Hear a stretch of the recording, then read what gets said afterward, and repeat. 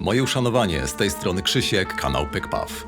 A więc AGU Tobacco po raz wtóry. Dla osób niezaznajomionych, AGU jest to niemiecka marka tworzona przez Hansa Wiedemana i produkowana przez Kohlhause und Koop, dostępna niestety tylko w Niemczech. I mój stosunek do tego typu tytoni większość z Was zna. Jest on dość umiarkowany. Jeżeli ktoś chciałby poznać szczegóły, to oczywiście w lewym górnym rogu powinien się pojawić odnośnik do filmika, który głębiej porusza tę kwestię.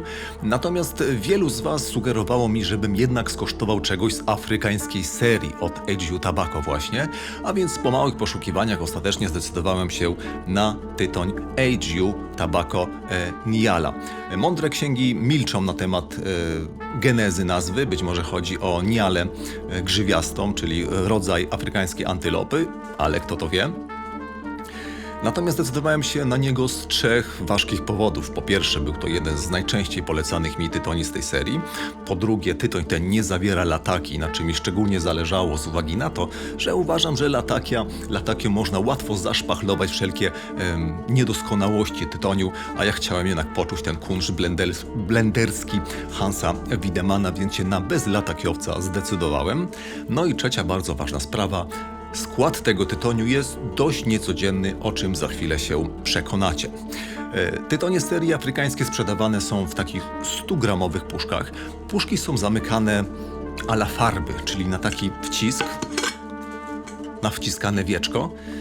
I trzeba powiedzieć, że jeżeli planujecie na bieżąco wypalać taki tytoń, nie ma problemu, ale jeżeli miałby on leżeć długie miesiące czy też lata, to jednak warto byłoby ten tytoń przesypać do jakiegoś szczelnego słoika, bo w tym będzie Wam wysychał. Skład tego tytoniu.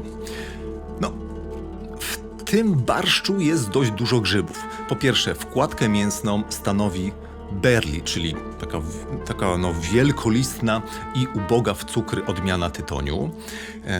I w tym przypadku, tu mamy trop afrykański, tytoń ten pochodzi z Malawi.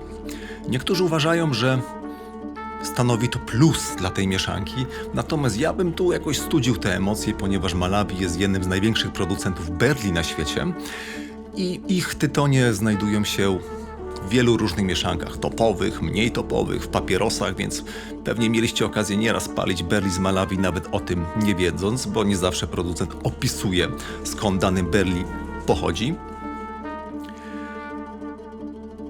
Oprócz berli jest tutaj Red Virginia, czerwona Virginia, jako uzupełnienie tego głównego składnika, którym właśnie wspomniany wcześniej berli. Mamy oczywiście również perik, czyli taki dość mocny, przyprawiony, fermentowany tytoń, który dodaje się w stopniu zawsze małym bądź umiarkowanym, ponieważ daje on dość mocny, wyraźny smak. To oczywiście bywa różnie, czasami są mieszanki, które mają go więcej, ale standardowo raczej stanowi on wyłącznie przyprawę. No i w końcu mamy coś, co czyni ten blend mieszanką taką niecodzienną. Mianowicie mamy dwa rodzaje liści cygarowych, konkretnie Hawana oraz Brazil. Trzeba wspomnieć, o czym zresztą było już wspomniane, że tytonie te są manufakturowane przez Kohlhause und Koop, a więc Hans Wiedeman korzysta ze składników tamtego producenta. I Kohlhause und Koop właśnie tytonie Brazil, Hawana, ale nie tylko, sprzedaje osobno jako tytonie do własnego domowego blendowania pod marką McConnell. I ja z tej serii miałem tytoń Kuba.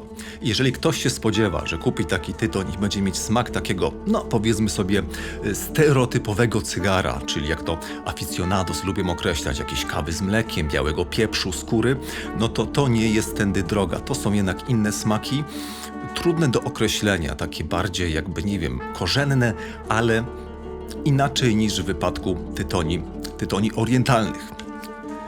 Sam zapach z puszki, świeżo po otwarciu, jest mocno czekoladowy. Przypomina on taką kakao z cukrem, mi się bardzo kojarzy z taką bombonierką czekoladową, z jakąś wkładką alkoholową, ponieważ spod tego czekoladowego smaku, który jest tym berli właśnie, wystaje jednak taka kwaskowość czerwonej Virginii i to jest wyczuwalne, zwłaszcza gdy tytoń trochę poleży. Wtedy trochę tej czekolady robi się mniej. Ogólnie ten mocno wyczuwalny smak czekoladowy zdradza, że jednak nie oszczędzano tutaj na casingu tego Barley. Bo trzeba pamiętać, że casing to nie jest to nie jest coś równoznaczne z aromatyzacją. To jest taki proces uzdatniania tytoniu do palenia, który przeprowadza się na wstępnym etapie obróbki liścia. W wypadku Barley używa się tu różnych roztworów, między innymi też właśnie z takimi aromatami czekoladowymi. Czemu to ma służyć? Ma to służyć obniżeniu pH dymu, ponieważ Barley tworzy dość mocno zasadowy dym, który może działać drażniąco na tylną część gardła, więc należy to pH obniżyć i wtedy odczucie w paleniu jest znacznie przyjemniejsze i mniej drażniące. I taki casing może być również taki lekko podaromatyzowany. Tutaj tak troszkę jest moim zdaniem, ale to nie oznacza, że tytoń powinien być palony w jakichś fajkach do aromatów. Broń Boże, on powinien być palony w fajkach tych, w których palicie sobie powiedzmy czystą Virginię. Nic się absolutnie nie stanie i trzeba traktować ten tytoń jako właśnie mieszankę naturalną. Jeżeli chodzi o rodzaj cięcia, są to ewidentne wstążki z elementami jakichś tam odciętych, połamanych płatków. Prawdopodobnie te połamane płatki pochodzą od czerwonej Virginii. Sam tytoń wydaje się dość wilgotny. Należy go sobie podsuszyć, chyba że ktoś ma na tyle rozwinięte umiejętności palenia, że jest w stanie sobie taki bardziej mokry tytoń zapalić.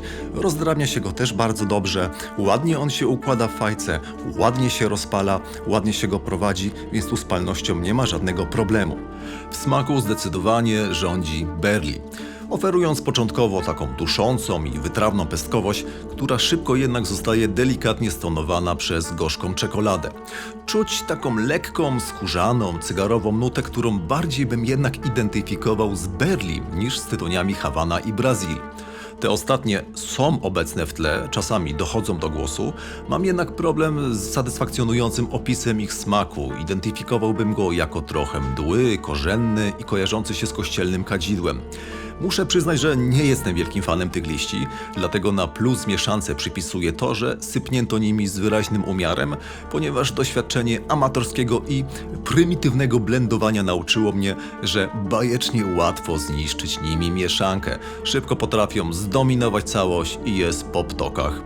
Tu na szczęście udało się tego uniknąć. Choć w smaku dominuje tu Barley, to całość została ładnie wygładzona przez przebijające się takie kwaskowe, pomidorowe, ketchupowe smaki czerwonej Virginii.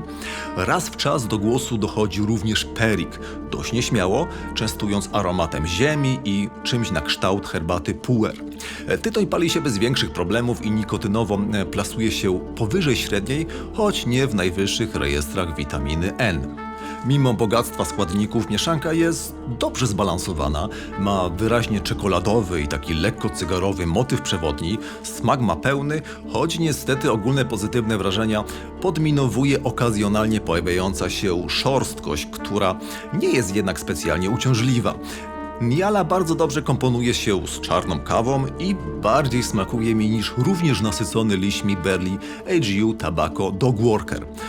Myślę, że obok Flinnegana jest to najlepsza mieszanka od Hansa Wiedemana, jaką paliłem i polecałbym ją przede wszystkim fanom Barley i poszukiwaczom niecodziennego doboru liści, którym nie przeszkadza wyraźna wytrawność, i znikoma słodycz.